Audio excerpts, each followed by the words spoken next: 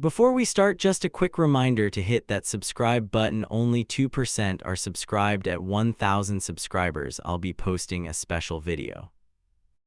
The doorknob jerks hard. I lean into it and brace. I'm Aaron, 20. I breathe and the wood groans. Mom shoves her phone into my palm without looking. Hide it, she whispers, eyes on the hallway. Footsteps stop. Keys scrape the other side. The lock starts to turn. Mom rips the charger from the wall and kills the light. I slide her phone into a sweatshirt sleeve and nod. The latch clicks twice, then silence that tightens everything. Open the door. His voice sits right against the paint. Getting dressed, I answer, steady but thin on purpose. I count 3 beats and scan the room for exits. Mom taps her pocket and mouths code numbers I know. The handle eases back. He moves away, too calm. Mom cracks the door and peers down the stairs, clear enough. We move fast, bare feet soft on each step. She stops at the kitchen counter and points to my bag. Swap phones now, she says, hand trembling once then still. I give mine, take hers, and lower my head. A calendar alert pulses red on her screen. Doctor today. I cover it with my thumb as he enters. He fills the doorway with that practiced smile, no heat. Family night, he says, and sets plates with careful touches. His eyes flick to my bag, then to Mom's hands. Phone's on the table, he adds, and waits. I set mine down slow. Mom follows, jaw tight. He hovers over the screens like a referee before kickoff. My heart kicks when the red alert tries to wake. I cough loud and the screen dims under my palm. Look at me, he taps twice, knuckles sharp and heavy. Any secrets today? His grin never reaches his eyes. Mom steadies a glass and keeps her gaze neutral. Work call later, she says, hushed and pointed away. Cancel it. He moves closer and checks the time. Tonight is ours. He lines up the forks like soldiers. Mom meets my eyes for half a breath. Decide now. I nod once and loosen my shoulders like I agree. He pours wine, tall for Mom, small for me. I switch the glasses while he adjusts a frame. Mom drinks fast, then pinches her wrist and breathes. He turns back and counts sips like points on a board. Bag check. He snaps his fingers and holds out a palm. New house rule. He smiles like it was always written. I swing the bag up and spill notebooks and pens. The calendar alert pulses again, 3 inches from his hand. I drop a spoon. Metal hits tile with a sharp slap. He flinches and glances down. 1 second opens. Mom slides a slim plastic strip into my sleeve. I squeeze my fist and feel the edges, hot proof. He flips notebooks and opens the front pouch anyway. Why so nervous? He asks, fishing for anything off. Quiz results, I say, and keep my eyes bored. He waits for a flinch that I do not give. His phone buzzes. He checks, tightens, and pockets it fast. New passwords tonight. He taps the table with 2 fingers. 1 family, 1 truth, no more clutter. He smiles thin. Mom presses her lips together. She hears the cage closing. I slide the strip under the trash liner with my wrist. He watches me toss the spoon in and wipe it dry. Clumsy, he murmurs, then scans the counter for tells. The strip glints once, then disappears like a swallowed coin. Where were you at 5? He leans on the fridge. Library, I answer, steady and flat as homework. He studies my face like a map with missing roads. With who? He asks, closing space that smells like control. Study group. I raise my shoulders and let them fall. Mom turns the faucet on high and drowns the room. I move to the sink and block his line of sight. He shifts left and tries to read her mouth. The faucet stops. His smile returns like a tool. Unlock your phone, he says, holding out his hand. I press a code and offer him a blank home screen. He scrolls hard and finds nothing he understands. His jaw ticks once. He hands it back without praise. Yours, he says to Mom, palm open and patient. She unlocks, then angles the phone away from the alert. He leans and my chest tightens. He misses it by inches. Good girls. He slides both phones to his pocket. Charging in the office, he adds like a gift. I reach out and touch air where mine used to be. He enjoys the small void and waits for protest. Dinner, Mom says, and pulls open the oven with force. Heat blasts and fogs my eyes. Decision shifts in seconds. She lifts a pan and keeps her back between them. I catch her nod toward the back door. Go now. He moves to help, too slow for once. I step to the door and test the lock with a thumb. A fresh keyhole stares back where a turn latch died. He already changed it today while we thought we were safe. Sit, he points to the table and lowers his voice. Plates get cold when people wander, he grins like a threat. I sit counting breaths, counting exits, counting his tells. Mom sets the pan down and keeps the knife close. He lifts his glass and waits until hours rise. To plans, he says, and watches Mom over the rim. I mirror the motion, sip, and keep my fa. See lazy. Under the table, my fist curls around that hidden strip. A notification hums from his pocket, bright and insistent. He checks the screen and locks his jaw hard. Doctor at 6, he reads, voice suddenly very calm. His eyes lift to Mom like a final lock clicking. I tip my glass and spill it across the table. He lunges for towels, hands off his pocket for once. Mom scoops both phones while I mop hard. She palms mine to me under the napkin edge, go. He blocks the hall with a chair and a grin. After dinner we talk about 6, his voice levels out.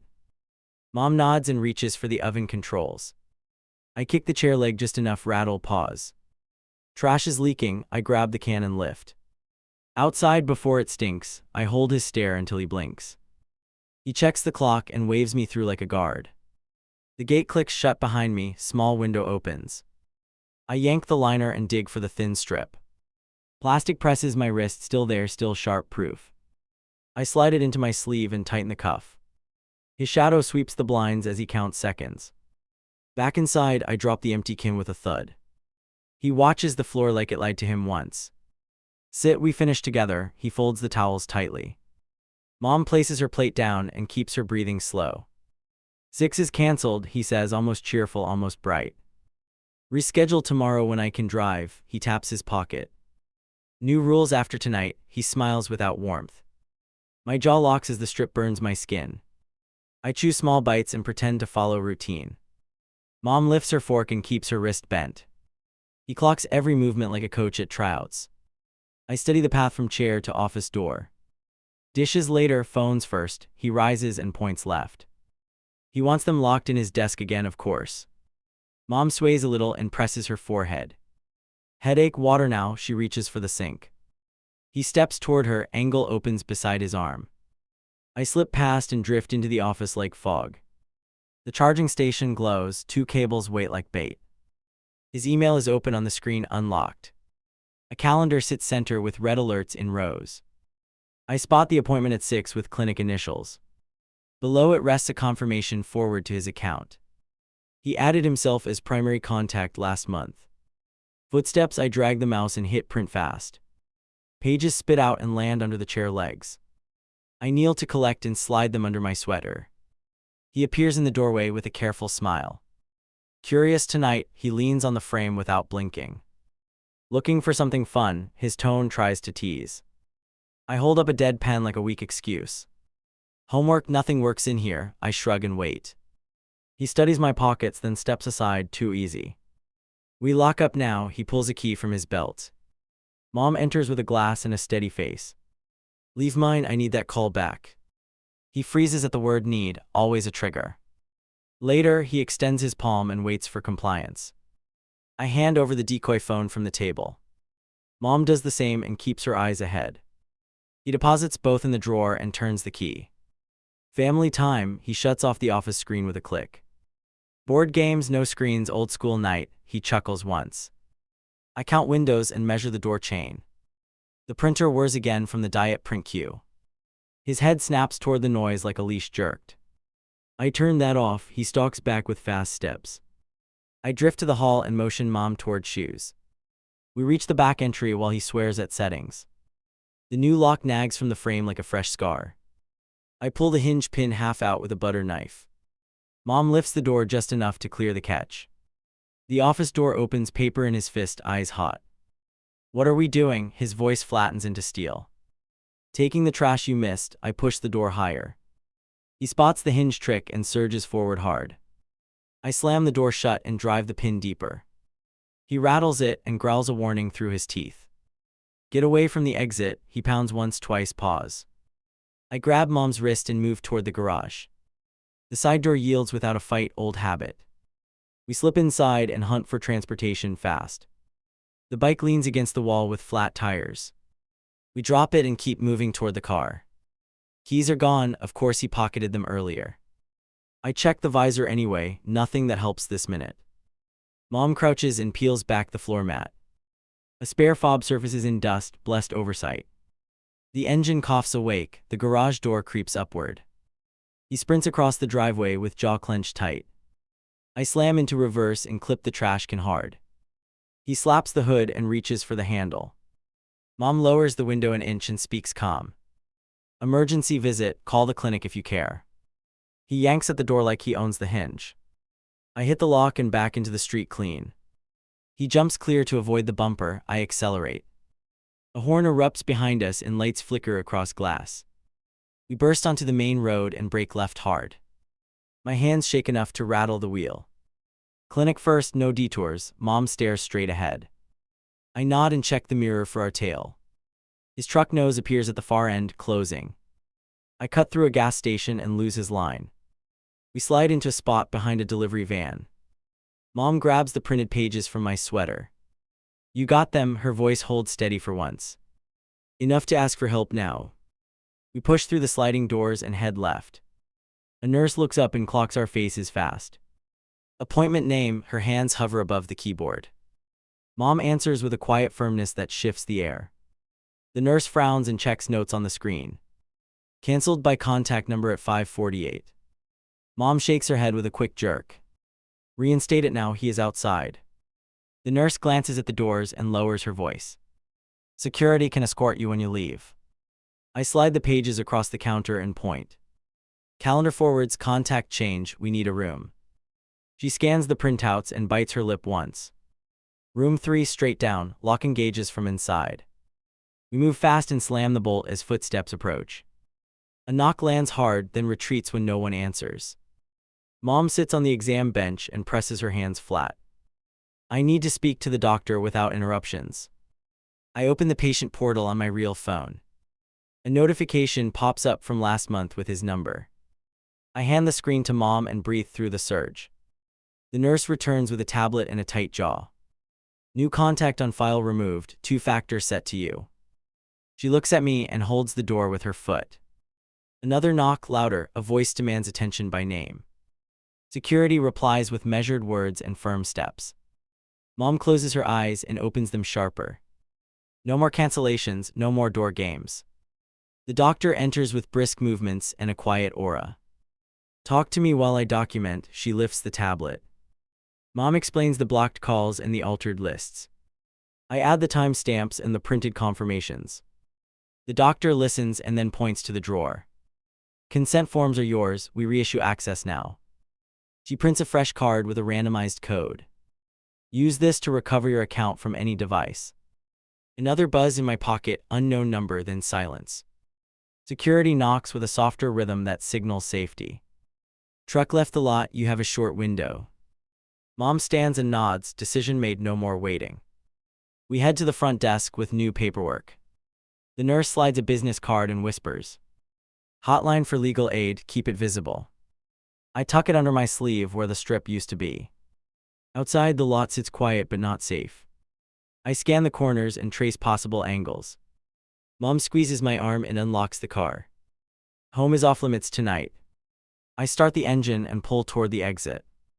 A familiar horn echoes from the side street close. He turns the corner fast and spots us instantly. I floor it and dart across the intersection clean. He follows through the yellow and runs the light. I cut into a crowded store lot and kill our lights. We roll behind a row of carts and hold still. His truck prowls the aisle like a shark in shallow water. I ease forward and slip out through the far lane.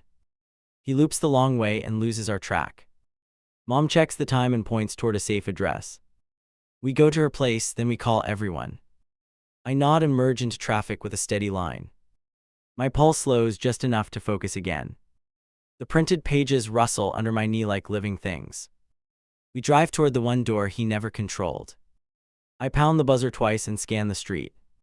The chain scrapes, then the door cracks an inch. A hand grabs my sleeve and yanks me inside. Phone's off now, her eyes cut to the window. I power down and shove both into a bowl. Mom follows and locks the deadbolt with a snap. Keys on the hook, our host points without ceremony. I hang them and press my back to the wall. Did he tell you? She lifts the curtain an inch. Lost him near the market, my throat feels raw. He knows the clinic happened, Mom does not blink. The curtain falls and the room holds its breath. We call the number first, the card hits my palm. I dial and give names and current location. A calm voice asks for threats, then gives steps. Document separate accounts, emergency order at dawn.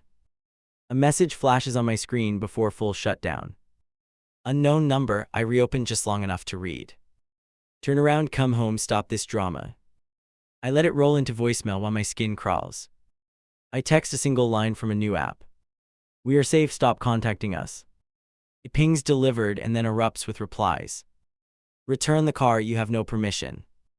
He touched the bank too, Mom stares at my phone. Our host points at a laptop and nods once. Log in from here, new email, new passcode. My fingers move while my heart thunders. Alerts stack like bricks across the screen. Card declined, profile changed, address locked. I capture every notice and dump them into a folder. The folder name is a date and an hour. Another text lands hard enough to sting. Location sharing says you're 2 miles west. I freeze and glance at the bowl with our phones. They were off, my chest tightens like a knot. Car, our host opens the door a slit. Trackers ping even when phones sleep. We step outside and slide under the chassis. My fingers search edges until plastic clicks. A coin-sized disc sits near the axle. I pry it loose and wrap it in foil. Mom holds the bag open with steady hands. We stash it under the porch and step back. My screen buzzes again with new spite. That thing keeps you safe, stop being reckless. I snap a photo of the text and breathe slow. Add it to the log, our host whispers. Police non-emergency, picks up on the first ring. I read the plate number and the last messages. The operator asks if he is nearby right now. Not eyes on, but he circles often. Patrol can swing by within the hour. Document and avoid contact, the line clicks. I stare at the door and count hinge screws. Mom touches my shoulder and nods toward the desk. We open a secure drive and drag in proof. Clinic printouts, text captures, tracker photos. The folder grows and starts to feel like armor. We add a quick statement with times and places. Our host dials a lawyer from speed dial. A face appears on video with cool focus. Keep everything, do not reply emotionally. Turn on a recorder if he arrives. The doorbell rings once, long and mean. We freeze and trade looks with real fear. Our host checks the peephole and stiffens. He's out there with his hands in his pockets. A knock follows, steady like measured blows. Open up, let's fix this like adults. He plants his weight against the frame for emphasis. The peephole fogs with his breath and breaks focus. I hit record and hold the phone low. Mom stands behind me with her jaw locked. Leave the property, our host calls through the wood. Police have your description and plate. He laughs and tries the handle like a trick. She is confused, you are making it worse. The laugh dies when the deadbolt holds firm. He presses his forehead to the door and waits. Why change bank access? I pitch my voice flat. What are you managing if not control? Silence, then a rustle like fabric against wood. Because I cannot watch you burn money again. Remove the third-party trackers right now. Stop pinging our car without consent. That is illegal, our host adds the last word. He exhales, then lowers his voice to a hiss. You will thank me when this phase ends. You are not leaving me with a half family. My hand tightens around the phone so hard it aches. The recording time stamp burns into my head. Sirens chirp once at the end of the block. He backs away and lifts both palms slow. Talk tomorrow, sleep it off, he retreats to the sidewalk. The patrol car noses in and washes the scene flat. 2 officers step out and stand between us. They ask for quick facts and recent threats. We hand over the tracker and the screenshots. One officer bags everything and marks the time. File tonight through the portal, the clipboard taps twice. Stay inside, lock up, keep recording. They offer an escort to retrieve medications tomorrow. We decline and watch the cruiser roll to the corner. My phone lights up with one more arrow. A shared album invite appears and vanishes. He is pushing images from our living room cameras. He just proved surveillance that we never consented to. I open the invite history and capture thumbnails. A lens reflection sits near the bookshelf. Another sits above the vent like an eye. We screen grab each frame and add them to the file. A new text tries to sound caring and patient. Come home, I will fix accounts and appointments. The words land like bait on a barbed hook. I record it and refuse the urge to answer. Sleep in shifts, our host says, pulling blankets close. I will take first watch and call if he returns. Mom curls up with shoes still on, ready to move. I sit by the door with the folder open. My eyelids fight me while the clock inches forward. Outside, a car idles, then fades into the distance. The porch step creaks once under light weight. I hold my breath while the chain holds the night. I step from the patrol car and face our door. The entry sensor chirps twice as the officers fan out. 10 minutes, one mutters, palm up for quiet. I nod and hit record while my pulse climbs. I head straight to the bathroom and tug the drawer. Locked, the officer lifts an eyebrow and pulls a simple tool. The catch pops. Inside sits a blister card with pressed corners. I lift it, tilt it, and spot tiny punk. Tours along every cell. Bag it. The officer holds out an envelope without comment. I snap photos and tap the timestamp into our case log. Mom hovers behind me and keeps her breathing level. He tampered, I whisper, and the room tightens. We move to the office where his monitor still hums. The pharmacy portal is open with a recent login. I scroll and find security answers changed at 5:47. Export screenshot, back up to the drive with my hands shaking. A truck engine growls outside and dies against the curb. Back room now, the officer blocks the hallway with his body. Footsteps hit the porch and pause over the welcome plate. A fist lands on the door like a rule. Open up, we can sort this. His voice reaches around walls. The officer answers through the wood and keeps it slow. Stay on the sidewalk, the knob jerks once then stills. I aim the camera at the door seam and breathe. I slip into the garage and scan for a small case. Top shelf holds a pouch with the pharmacy logo. Inside sits a second blister card with clean pinpricks. A palm-sized awl rests beside two empty foil sleeves. I photograph both and slide them into evidence bags.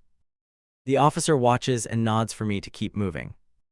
2 minutes left, he checks his watch and sweeps the space. I grab one backpack and zip it under my arm.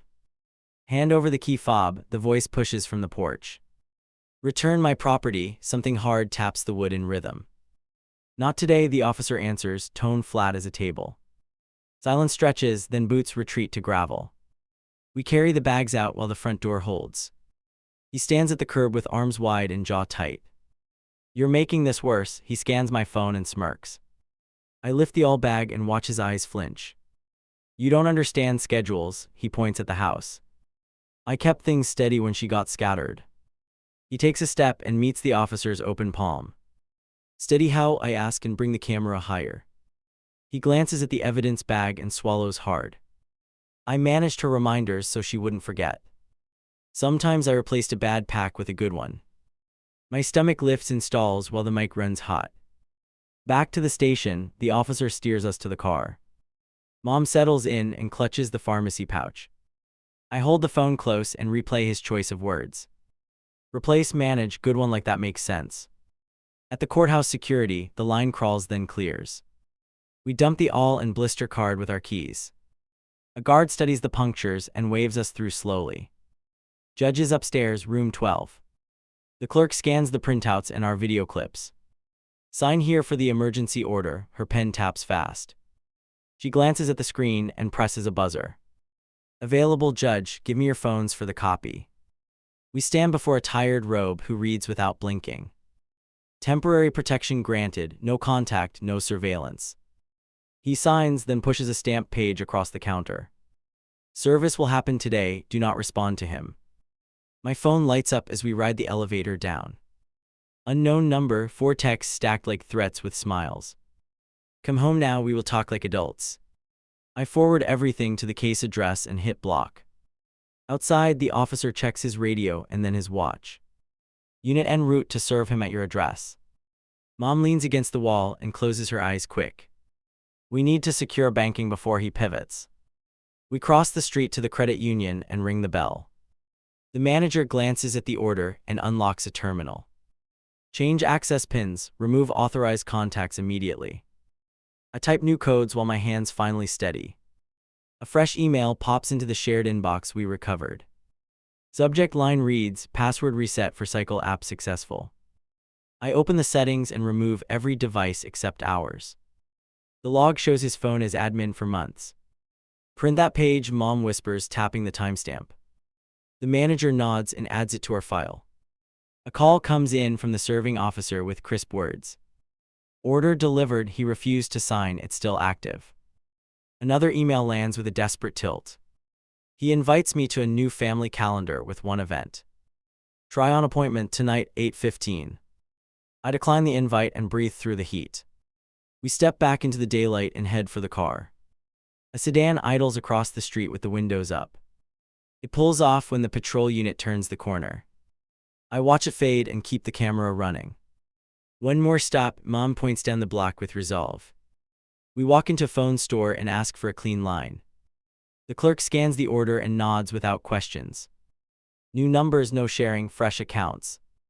The device boots and buzzes once with a welcome. I send the case folder link to both new phones. The old ones go into a paper bag for later. We leave with separate logins and a little room to breathe. On the way back to our host, a notification pings. A voice note from an unknown address hits the inbox. I press play and hear his breath before the words. "I made sure she couldn't run, you get it right." I stop the audio and pass it to the officer in back. He listens once and raises his eyebrows at the end.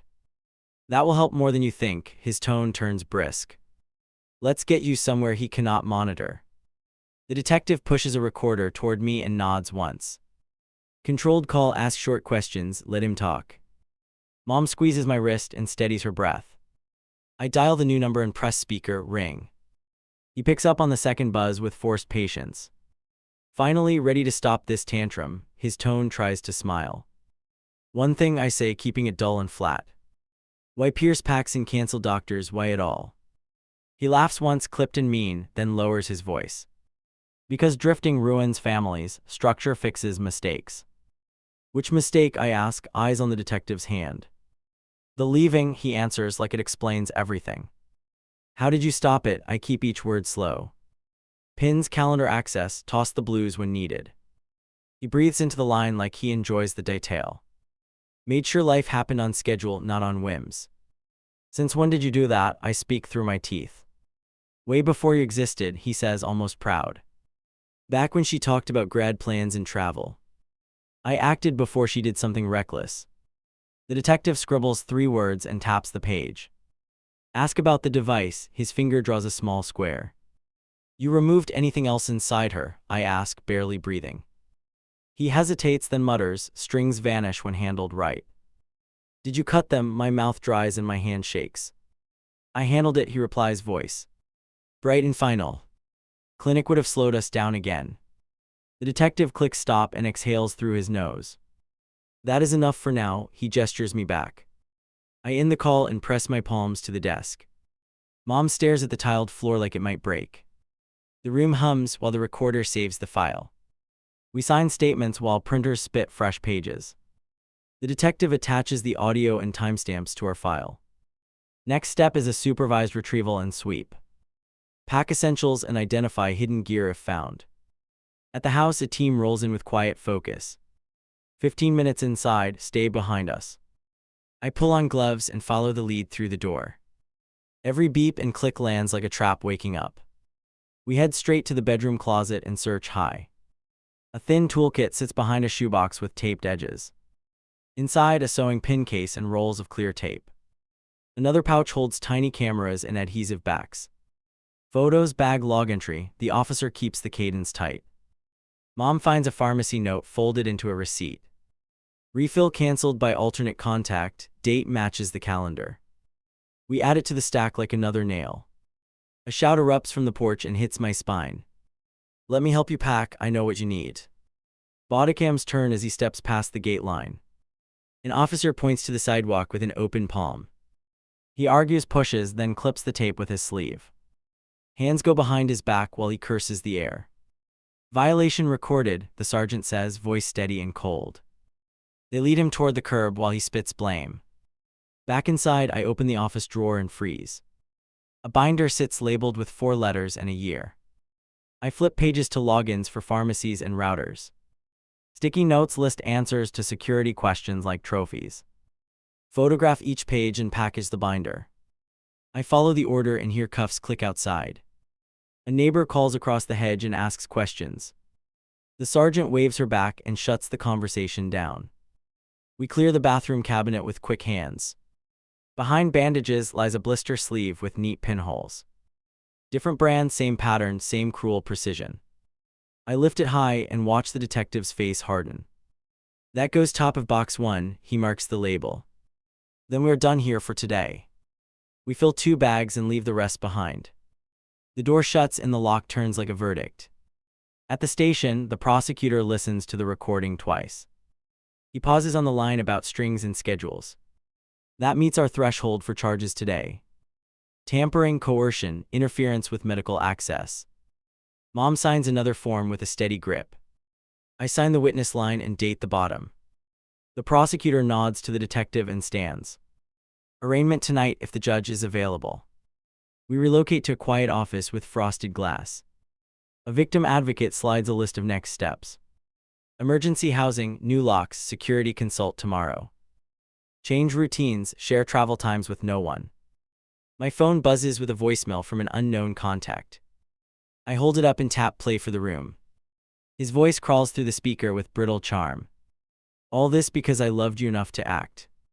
The advocate reaches for the phone and saves the clip. Keep backing this up to 3 places.